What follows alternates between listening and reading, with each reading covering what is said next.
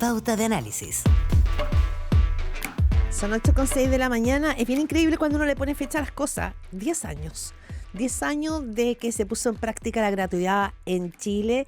Y hay algo por mirar. ¿Cómo ha funcionado? Primero, ¿cómo ha funcionado? ¿Ha funcionado? ¿Qué significa también esto para las universidades privadas que tienen que tener también aquí el espacio para la gratuidad? Algunos han hecho su reclamo, pero también es cierto que esta política de gratuidad apuntaba a apoyar a aquellos jóvenes, aquellas personas de sectores vulnerables, a poder también tener ese trayecto de vida en la universidad. De eso y más queremos conversar esta mañana con Cristian del Campo, rector de la Universidad Alberto Hurtado, que si no me equivoco debe ser una de las universidades privadas que tiene mayor cantidad de cupos de gratuidad en el país. ¿Cómo le va, rector? Buen día. Muy buenos días, Claudia. Gerardo Muy buenos días, Gómez, Gerardo. Qué gusto. Qué gusto Él tenerlo acá. tiene más recuerdos hace algunos años, al menos no sé si un antecesor suyo me dijo, somos los que tenemos más personas, que teníamos que en los estratos más bajos que tenían acceso a la educación con ustedes. Hay universidad, no sé ahora cómo está. Bueno, muy buenos días a todos y a todas. Tenemos alta tasa de gratuidad, tenemos casi 70% de gratuidad, 68 para ser más exacto. Pero hay otras universidades que tienen eso y un poco más también. Universidades tradicionales y fundadas antes del 81 y universidades fundadas posterior al 81, algunas regionales, otras de la región Imagínense, metropolitana. pero 7 de cada 10 es un número muy, muy relevante. Yo no sé si antes de la gratuidad hubiesen tenido ese porcentaje de estudiantes con bajos ingresos con accesibilidad a ese tipo de educación, o si esto definitivamente abrió la puerta a que jóvenes primeros en la familia, a veces primera generación, pudieron acceder a la educación superior por esta vía. Bueno, lo que más abrió la puerta fue el CAE. Eso fue lo que primero abrió la puerta. Y luego la gratuidad, al menos en los estudios que nosotros hemos hecho, profundizó eso y también profundizó una composición de los deciles que componen la gratuidad, recordemos que son los primeros 6 deciles, permitiendo que accedieran más de deciles más pobres aún.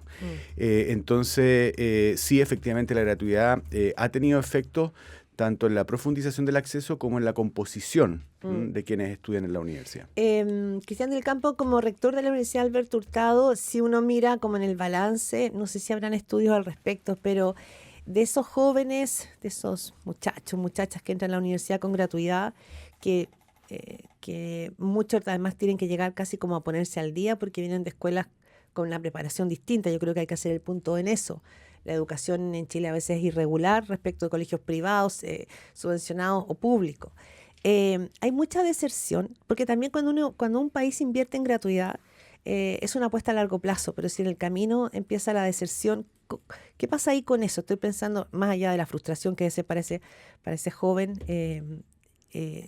dejar trunco su camino universitario, pero ¿qué pasa con eso, no? Con la deserción que puede haber en ese camino de gratuidad, por lo que le digo, porque quizás la base de estudios de ellos no les permite hacer el trayecto completo.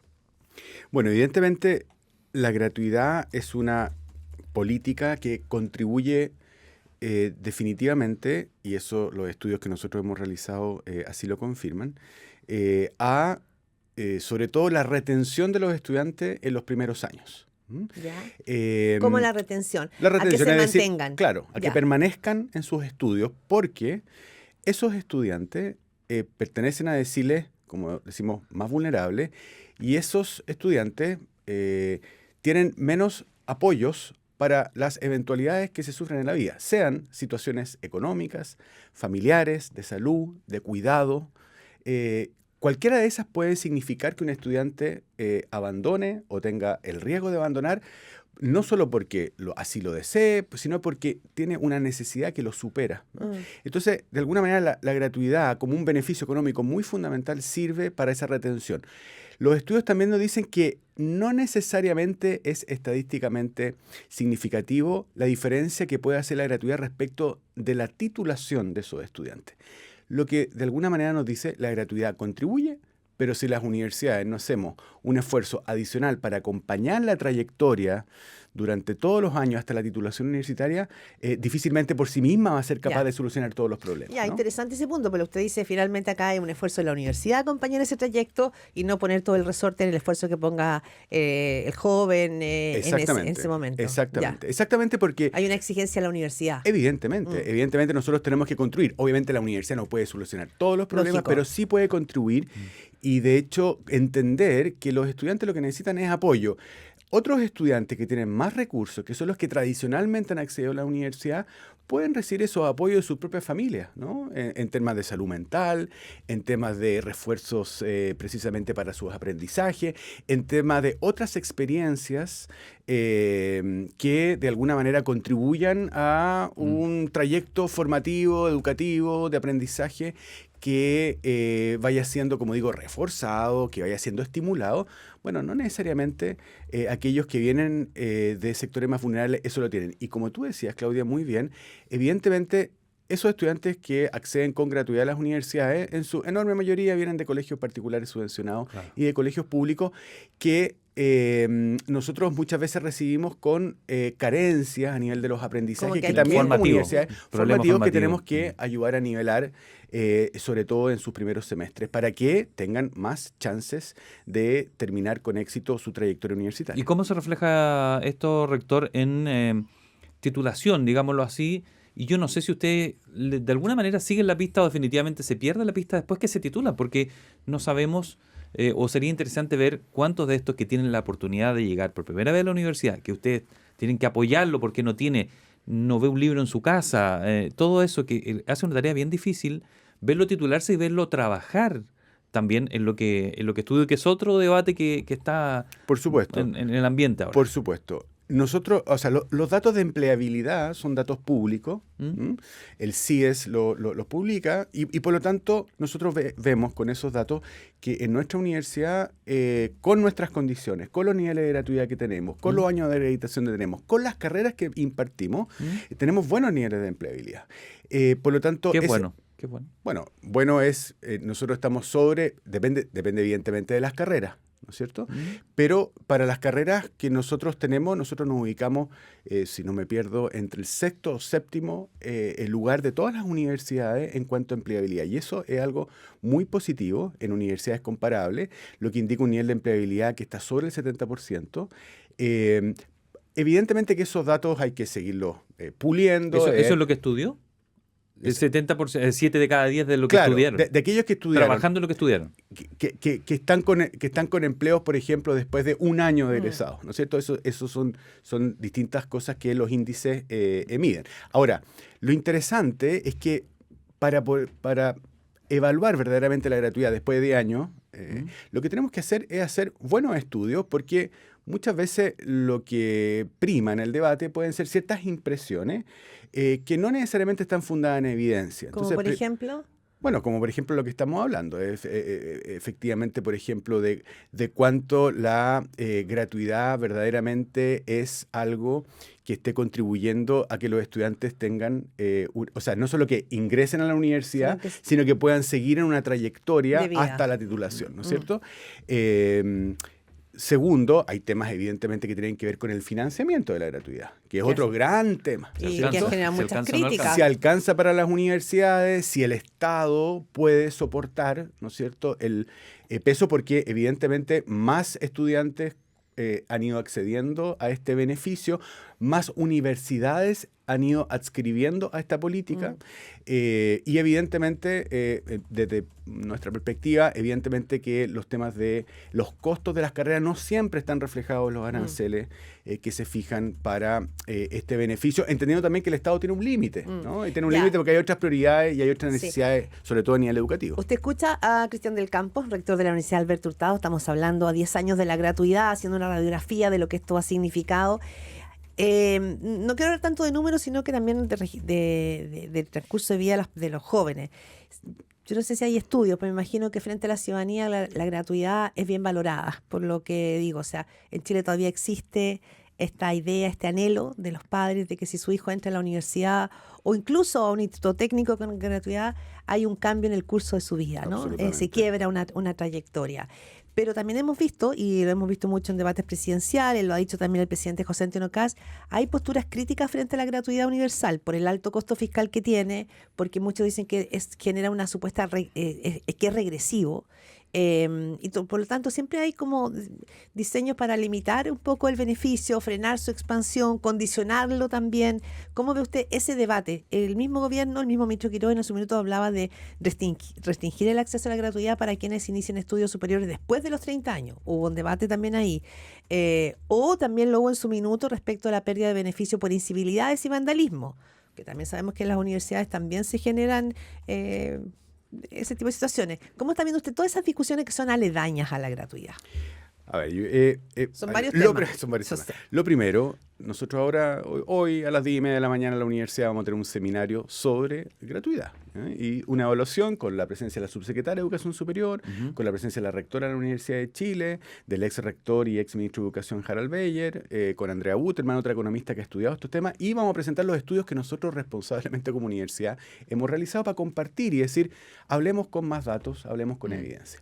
Primero. Segundo, yo creo que el tema de la universalidad de la gratuidad hoy no está en discusión, me parece a mí, y estoy contigo, Claudia, en que evidentemente a ciertos niveles se transforma en algo regresivo. A mí no me parece que con la distribución socioeconómica del país llegar al sexto decil, o incluso al séptimo, pero hoy es hasta el sexto, y no hay discusión realmente de en el corto plazo pasarlo al séptimo, porque no hay más recursos. No creo que hasta ahí sea algo regresivo.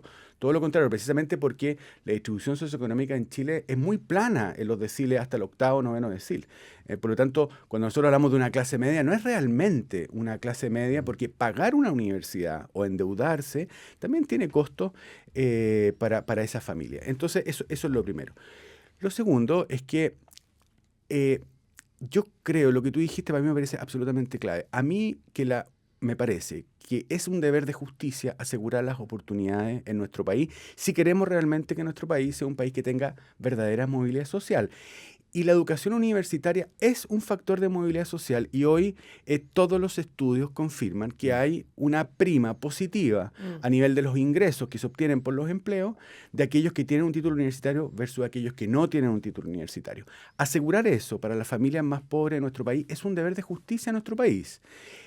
Ahora, tenemos que hacerlo bien, porque también hay otras prioridades y en eso se entiende que el fisco tiene sus límites.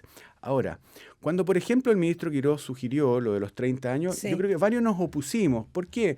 Porque nos parece que precisamente si nosotros miramos la realidad que viven muchas personas, pensemos en madres, adolescentes, que tienen que formar su familia, cuidar a sus niños, sin apoyos extras, bueno, probablemente tienen más chance de postergar su ingreso a la universidad que una persona que tiene todos los medios, después ¿no? Hacienda dejó de insistir en ese punto. Por supuesto, punto. Y me pareció muy razonable ya que no así es lo tema. hicieran, ¿no es cierto? Me parece muy razonable, porque es entender la realidad que enfrenta mucha gente. Entonces, no dupliquemos la desigualdad que ya enfrentan muchas familias.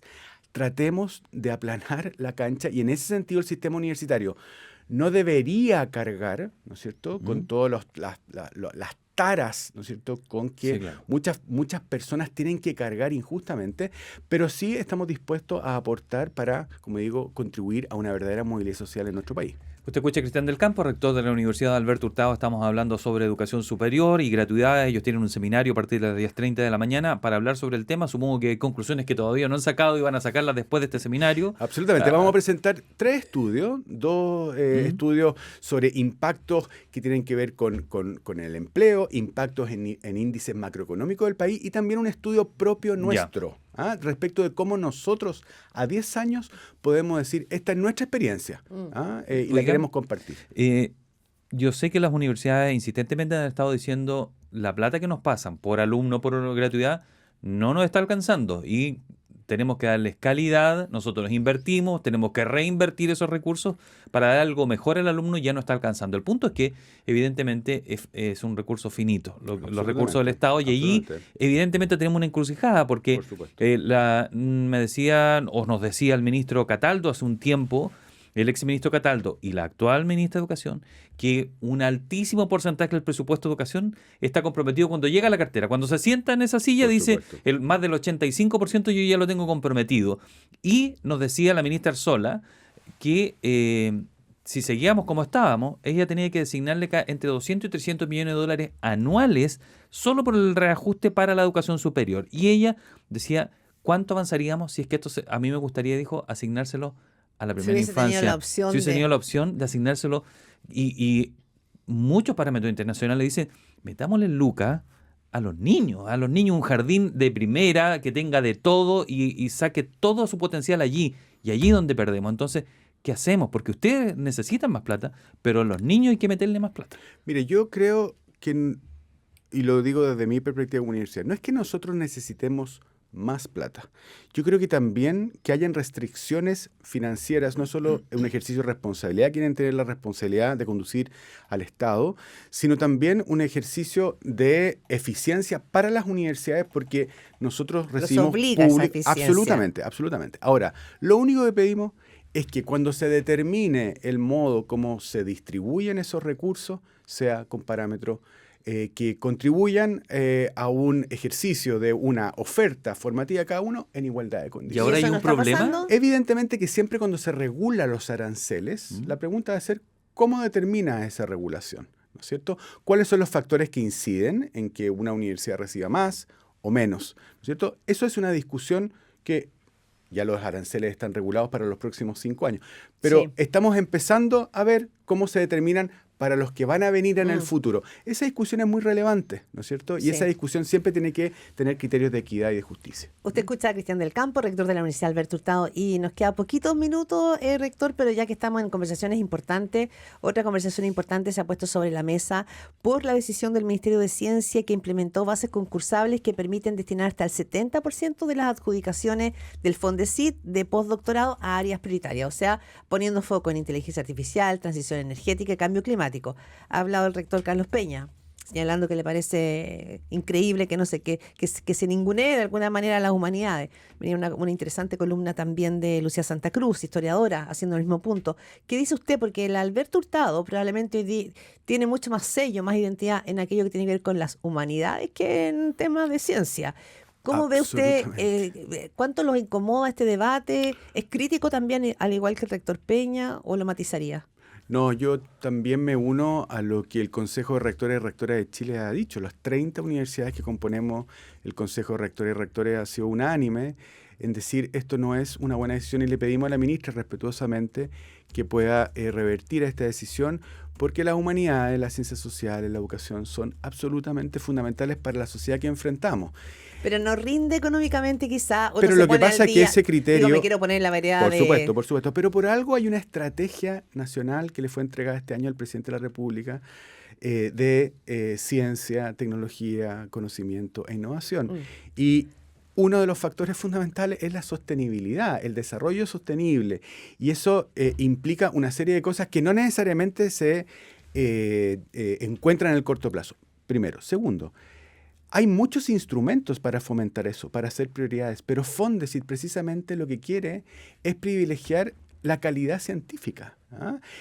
Independiente, digámoslo así, de la disciplina, abrir ese espacio para formar las capacidades de investigación científica de nuestro país. Hay otros instrumentos que el mismo ministerio tiene para focalizar en áreas prioritarias que son más complejos y que están accesibles para muchas universidades y siempre ha sido así. Y finalmente, la evaluación que se ha hecho del Fondesit ha sido siempre muy positiva, ¿ah? Entonces, si funciona, no lo cambiemos, como dice, ¿no es cierto? If it works, don't fix it. ¿Ah? Eso siempre, si funciona, no lo cambies. No lo cambies, porque realmente es algo que... Y Chile, a pesar de que gasta menos en términos de los países de la OECD, en términos de investigación, lo que invierte es tremendamente productivo en eso. Le voy a hacer la pregunta incómoda respecto a esto, que tiene que ver estrictamente con números. Un estudio de la Fiscalía Nacional Económica dice que prácticamente 4 de cada 10 de los estudiantes que egresan no están trabajando en lo que estudiaron. Dice que prácticamente un 36% no tiene retorno económico negativo, es decir, lo que invirtió en estudiar es negativo. ¿Cómo lidiamos con eso? Porque la mayoría de quienes le está pasando son las carreras humanistas. Yo entiendo la riqueza para intelectual que se obtiene, lo importante que es para la humanidad, las humanidades, pero ¿qué le pasa a usted cuando imparte una carrera probablemente con estos números que entrega un estudio de la Fiscalía Nacional Económica, le está haciendo estudiar algo que probablemente no le va a permitir llenar el refrigerador? Bueno, lo que pasa es que una función y una responsabilidad fundamental de todas las universidades es hacer promesas a nuestros estudiantes que de alguna manera vamos a ser capaces de cumplir, en el sentido de que si nosotros estamos invitando a algo, nosotros seamos capaces de decir, mira, esto tiene estos son tus caminos, estos son los futuros posibles, esto va a ser tu área de empleabilidad, esto es tu área de perfeccionamiento académico, etc. Obviamente que hay ciertas carreras, hay ciertas licenciaturas en humanidades, en ciencias sociales, en otras áreas, que pueden tener mayores, pero eso es una responsabilidad de nosotros como universidad. Y ese informe de la Fiscalía Nacional Económica nosotros lo tenemos que tomar muy en serio, ¿ya? Y ahora, en tiempos de inteligencia artificial, por ejemplo, tenemos que ser capaces de ver cómo las humanidades realmente las cruzamos con tecnología, que humanidad y ciencia social no es algo totalmente distinto a lo otro. Eso implica cambiar la carrera, cambiar las mallas. Evidentemente, por ejemplo, la innovación curricular es algo a que las universidades, en un mundo cambiante, estamos absolutamente obligadas a hacer. Pero también me parece que al revés es importante. Si nosotros vamos a seguir formando gente que no tiene capacidad de entender que los problemas que enfrentamos son complejos y que no se solucionan simplemente con pura técnica, yo creo que estamos condenados por algo la Estrategia Nacional de Ciencia, Tecnología y Conocimiento habla de la sostenibilidad que estamos desafiados como país. Cristian del Campo, última pregunta, que no alcancé a terminar con las declaraciones de la ministra de Ciencia, porque ha significado un debate en curso, y como usted dice, un cruce en el crunch por el Fondesit. Ella señalaba en una entrevista ayer, creo, con el podcast, como te lo explico, decía, hay interés económico de las universidades. Es evidente que que hay una reacción frente a eso, porque ustedes reciben recursos por el tema. Entonces, ¿cómo existe también esta duda? Me llamó la atención que ella acuse un interés económico de las universidades. O sea, a lo que las universidades, lo que estamos contribuyendo, particularmente en este ámbito que estamos discutiendo, es la formación de las capacidades científicas del país. No es porque las universidades quieran, no sé qué es lo que la ministra ha dicho, no he oído sus declaraciones, pero lo que estamos, y evidentemente que para eso necesitamos apoyos, porque eso va en el interés del propio país. ¿De qué manera el país puede invertir en el desarrollo de las capacidades tecnológicas, científicas, de ciencia, de innovación en el país? Fundamentalmente, creo yo, a través de las universidades, no únicamente a través de las universidades. Y eso hay que apoyarlo, si no nos estamos haciendo nosotros trampa en el solitario. Bien. Cristian del Campo, rector de la Universidad Alberto Hurtado, muchas gracias por estar aquí. Ahora se va directo al seminario. Directo al seminario. Muchas gracias a ustedes. Que esté muy bien. Muchas gracias, que esté muy bien.